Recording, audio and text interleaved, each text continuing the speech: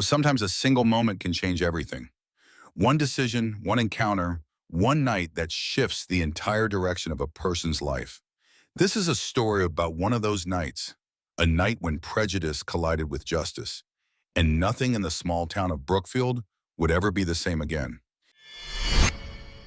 It was a quiet evening, the kind where the streets are mostly empty and the only sound is the hum of street lights flickering on as darkness settles in.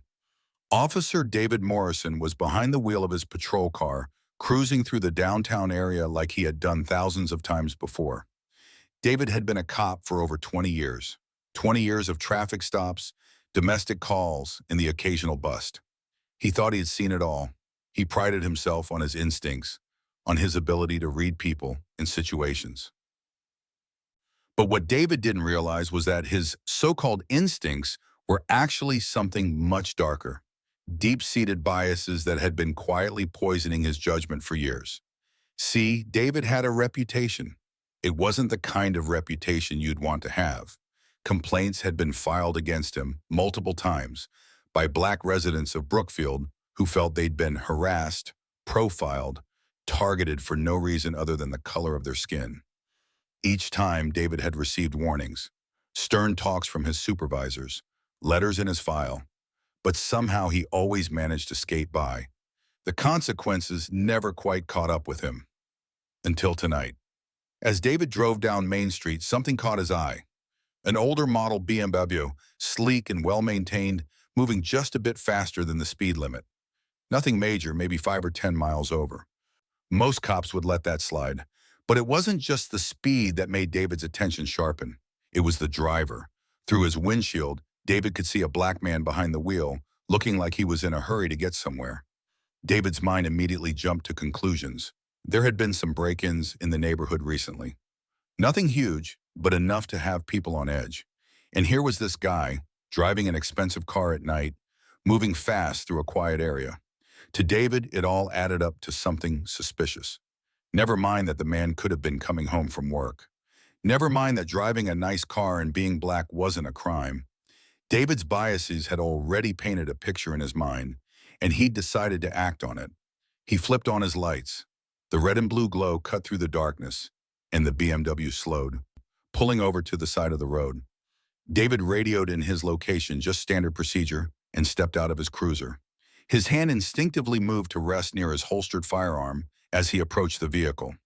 The gesture wasn't lost on the driver, who watched through his side mirror as the officer walked up with tension written all over his body language. When the driver rolled down his window, David could see the look on his face. Surprise first, then frustration. It was a look David had seen many times before, though he'd never stopped to truly think about what it meant. "Good evening, sir," David said, his voice clipped and formal. "Do you know why I pulled you over?" The man behind the wheel, Marcus Johnson, though David didn't know his name yet, took a deep breath and let it out slowly. "No, officer," he said, keeping his voice calm and controlled. "Why did you pull me over?" "You were driving over the speed limit," David replied, his eyes already scanning the interior of the car, looking for anything out of place. "Can I see your license and registration?" Marcus raised an eyebrow, the tone in the officer's voice, the aggressive posture, the way he was being treated. It all felt excessive for a minor speeding violation. But Marcus knew how these situations could escalate. He'd heard the stories. He'd seen the news. So he complied. He reached for his wallet, pulled out his driver's license, and retrieved his registration from the glove compartment. "I'm Marcus Johnson," he said as he handed over the documents. "I was just heading home from my office." David took the documents and examined them closely, his expression skeptical. There was something in his eyes that said he didn't trust Marcus, didn't believe him, no matter what the paperwork showed. And that's when things took a turn. "Step out of the car, Mr. Johnson," David ordered. Marcus's expression hardened. "Is that really necessary?" he asked. "I haven't done anything wrong." "It's standard procedure," David replied, his tone leaving no room for argument. "Step out of the car." This wasn't standard procedure, not for a simple speeding stop. Marcus knew it, and somewhere deep down, David probably knew it too. But David's biases had taken over completely now. In his mind, Marcus was a threat, a suspect, someone who needed to be controlled. Reluctantly, Marcus opened his door and stepped out onto the pavement. David immediately moved in, patting him down roughly, checking for weapons or contraband. Marcus stood there, hands visible, cooperating fully even as anger and humiliation burned inside him. When the search turned up nothing, David simply motioned toward his patrol car. "I'm going to run your information," David said. "Stay here." As David walked back to his cruiser, Marcus stood there in the cool evening air, his mind racing. He knew what this was. He'd experienced prejudice before, but this felt different. This felt dangerous. So Marcus did something that would prove to be crucial. He pulled out his phone and made a call. "Hey, Daniel," Marcus said when the line connected. "It's Marcus. I'm being pulled over by an officer who seems to think I'm a criminal. Can you come down to the station?" On the other end of the line, Daniel Carter, the chief of the Brookfield Police Department, recognized the urgency in his friend's voice immediately. "I'll be right there, Marcus," he said. "Stay calm." Marcus and Daniel had been friends for years. They'd met through community outreach programs, had worked together on initiatives to improve police community relations. Daniel was one of the good ones, a chief who genuinely cared about justice and accountability. He knew Marcus was a respected attorney in town, a man of integrity. If Marcus was calling him like this, something was very wrong. David returned a few minutes later, completely unaware of the phone call that had just taken place, and what he said next would seal his fate. "You're under arrest," David announced, reaching for his handcuffs, "for obstructing the flow of law enforcement." Marcus's eyes widened. "What? I haven't done anything." "Don't lie to me," David snapped, his voice rising. "You were resisting." "Resisting?" Marcus kept his hands up, his voice controlled despite the absurdity of the accusation. "I've done everything you asked." But David wasn't listening. In his mind, he'd already constructed a narrative where Marcus was the criminal and he was the hero catching him. He moved to put the handcuffs on, and that's when Marcus spoke up. "You're making a big mistake," Marcus said calmly. "The chief of police is a close friend of mine." David actually laughed, a short, dismissive sound. "Yeah, right," he scoffed. "I don't believe for a second that someone like you is friends with the chief." Someone like you. Those four words said everything about what was really happening here. David forcefully guided Marcus into the back of the patrol car, convinced he'd made a legitimate arrest. As he drove toward the station, his mind was already spinning the story he'd tell. The suspect was evasive, resistant, possibly involved in the recent break-ins. David felt vindicated, certain his instincts had been right all along. But when David pulled into the station parking lot, his confidence evaporated in an instant. Standing outside the entrance, arms crossed and face set in an expression of barely controlled fury, was Chief Daniel Carter. David's stomach dropped, his hands tightened on the steering wheel. And in that moment, somewhere in the back of his mind, David Morrison realized that this night, this traffic stop, was going to change his life forever. He just didn't know yet how much he deserved everything that was about to come. Sometimes the truth hits you like a freight train, fast, unstoppable, and absolutely devastating. For Officer David Morrison, that moment arrived the second he saw Chief Daniel Carter's face outside the police station. All the excuses David had been preparing, all the justifications he'd built up in his mind during that drive, they all crumbled in an instant. David stepped out of his patrol car, trying to maintain some composure, but his hands were shaking slightly. Chief Carter's eyes followed him as he walked around to open the back door and help Marcus out of the vehicle. The chief said nothing at first, just watched, and somehow that silence was more terrifying than any shouting could have been. "Officer Morrison," Chief Carter finally spoke, his voice low and controlled but carrying an unmistakable edge of fury. "What the hell is going on here?" David's mouth went dry. He could feel his career, his reputation, everything he'd built over 20 years, hanging by a thread. But instead of admitting his mistake, instead of backing down, David did what he'd always done. He doubled down on his lies. "Sir," David began, his voice trying to sound authoritative. "This man was trying to evade and resist. He was offensive and tried to escape. I had no choice but to—" "Stop," Marcus interrupted calmly. He'd been silent during the ride to the station, But now he spoke with quiet confidence. He reached into his pocket slowly, making sure both officers could see his movements, and pulled out a small device. "Chief, I have a dash cam in my car. It recorded everything." You could have heard a pin drop in that moment. David's face went pale, the color literally draining from his cheeks. He'd forgotten about dash cams. In all his years of getting away with his behavior, he'd never had to face irrefutable evidence like this. Chief Carter took the device from Marcus and pulled out his phone, syncing it to review the footage right there in the parking lot. David stood frozen, watching his career end in real time as the chief's expression grew darker with each passing second. The footage was crystal clear. It showed Marcus driving slightly over the speed limit, yes, but nothing egregious. It showed the traffic stop. It showed Marcus being polite, cooperative, complying with every instruction. It showed David's aggressive approach, his unnecessary escalation, his dismissive attitude. And most damning of all, it showed the arrest, completely unjustified, based on nothing but David's prejudice and lies. When the video ended, Chief Carter looked up at David with an expression that was somehow both disappointed and coldly professional. "Jack," he said quietly, using David's first name for the first time that night, "you've crossed the line for the last time." Those words landed like a death sentence. And in a way, they were. David's career as a police officer was over. But more than that, the person he'd been, the person who'd hidden behind a badge while mistreating innocent people, that person was about to be exposed to the entire world. The next few weeks were a whirlwind, though not the kind David had ever imagined. Marcus Johnson, the attorney David had so carelessly dismissed and arrested, filed a lawsuit against him for racial profiling and false arrest. The dashcam footage went public, and it spread like wildfire. Local news picked it up first, then regional outlets, and soon it seemed like everyone in Brookfield and beyond had seen the video of Officer David Morrison's abuse of power. The community's reaction was immediate and intense. People were outraged, but not surprised. That was perhaps the saddest part. Nobody who looked like Marcus was surprised.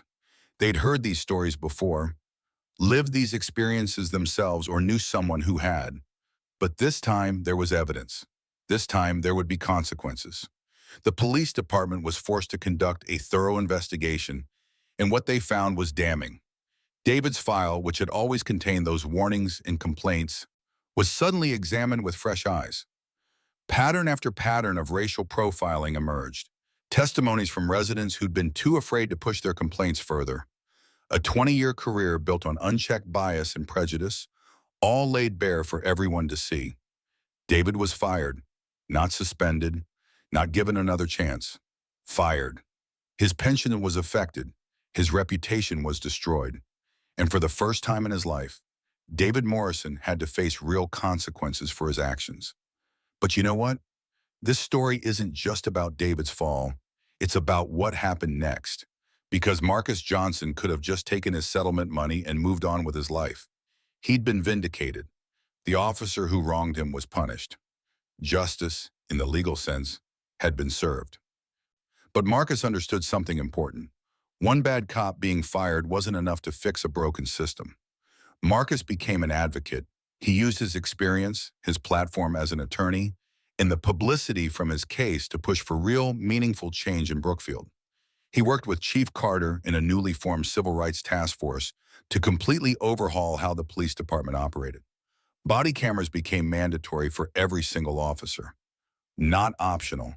Not something that could conveniently be forgotten or malfunction at crucial moments. Mandatory. Every interaction, every traffic stop, every encounter, recorded. Training programs were completely redesigned. Officers now had to attend regular sessions on racial sensitivity, implicit bias, and de-escalation techniques. The kind of training that actually made people think about their prejudices instead of just checking a box and moving on. Community oversight was established. Residents could now review complaints and be part of the accountability process. The police weren't just policing themselves anymore. And slowly, very slowly, things began to change. Meanwhile, David Morrison was going through his own transformation, though it wasn't by choice at first. As part of his legal settlement, He was required to attend mandatory counseling sessions. At first, David resisted. He showed up because he had to, but he sat there with his arms crossed, defensive, convinced he was the real victim in all this. But his counselor was persistent. "David," she said during one particularly difficult session, "your actions weren't just about one bad night. They were part of a pattern. You need to understand the harm you've caused and work to change those ingrained attitudes." Those words hit different than they might have weeks earlier. Maybe it was because David had lost everything. Maybe it was because he had time to actually think. But something started to crack in his defensive walls. David joined a support group for former law enforcement officers who were facing their own reckonings with past behavior. The meetings were brutal. Hearing other men and women talk about the damage they'd caused, the lives they'd affected, the prejudices they'd carried, it was like looking in a mirror David had spent 20 years avoiding. He started volunteering at community centers, working with at-risk youth. At first, it felt like punishment, like something he was forced to do. But then something unexpected happened. David actually started listening to these young people's stories. He heard about their experiences with police, their fears, their frustrations. He met kids who were smart and talented and full of potential, but who'd been written off by people who looked like him, who wore badges like he used to. One day, a teenage boy at the center asked him point blank, "Why'd you become a cop if you hated people like us?" David opened his mouth to deny it, to make an excuse, but the words died in his throat. Because the kid was right. Somewhere along the way, David had let his biases turn into hate, and hate had turned into actions that hurt innocent people. "I don't know," David finally answered, his voice quiet, "but I'm trying to understand. I'm trying to do better." It wasn't much. It didn't erase what he'd done, but it was honest, maybe for the first time in years. Back in Brookfield, the changes were becoming visible. Complaints about racial profiling dropped significantly. Officers were being held accountable when they stepped out of line. And perhaps most importantly, trust, that fragile, precious thing, was slowly beginning to rebuild between the police and the community they served. Marcus became a prominent voice at town meetings and community events. When he was invited to speak at the local high school about civil rights, the auditorium was packed. Students, teachers, parents. Everyone wanted to hear from the man whose courage had sparked such dramatic change. Marcus's speech was powerful. He talked about his experience, yes, but he also talked about the broader history of civil rights struggles, about the people who'd fought before him, about the work that still needed to be done. He ended with a message that brought tears to many eyes in that room. "Change is possible," Marcus said, his voice carrying to every corner of the auditorium. "But it requires all of us. It requires courage to stand up against injustice. It requires humility to admit when we're wrong. And it requires hope, hope that we can build something better together." After the speech, a young black student approached Marcus, his eyes shining with inspiration. "Mr. Johnson," he said, "your story really inspired me. I want to be a lawyer too, to help people and make a difference." Marcus smiled, seeing himself in this young man. "That's wonderful," he said warmly. "Remember, it's not an easy path, but it's a worthy one. If you ever need guidance, don't hesitate to reach out." That moment right there, that's what real change looks like. Not just punishing bad actors, but inspiring the next generation to build something better. The following summer, Brookfield held its annual town fair. For years, attendance had been declining as tensions and distrust drove people apart. But this year was different. The fairgrounds were bustling with activity. Families of all backgrounds came together, sharing food and stories and laughter. Kids ran around playing games while their parents chatted. It felt like a real community again. Marcus stood among the crowd, watching the joyful scene unfold around him. Chief Carter found him there, and they stood together, two men who'd turned a moment of injustice into a catalyst for transformation. "Emmanuel," Chief Carter said, then caught himself and smiled. "Marcus, I just wanted to thank you again for everything. Your courage and determination made all this possible." Marcus shook his head gently. "We did it together, Chief. This is just the beginning. There's still a lot of work to be done, but I believe we're on the right track." And as the sun set over those fairgrounds, painting the sky in shades of orange and gold, Marcus understood something profound. Real change wasn't about one person being a hero. It wasn't about one bad cop being punished. It was about a community coming together, refusing to accept injustice, and doing the hard work. Day after day, conversation after conversation, policy change after policy change, to build something better. Brookfield wasn't perfect. No place is. There would be setbacks and challenges ahead. But they'd proven something important. Even the most entrenched systems can change when people have the courage to demand it and the persistence to see it through. That traffic stop had changed everything. For David, it was a reckoning with his own prejudice and the beginning of a painful journey toward redemption. For Marcus, it was a call to action that transformed him into an advocate for justice. And for Brookfield, it was a turning point, a moment when a community decided that enough was enough and chose to create a better future. Because in the end, that's what justice really means. Not just punishment for wrongdoing, but the possibility of change. Not just calling out what's wrong, but building what's right. And not just hoping for a better world, but doing the work to create it.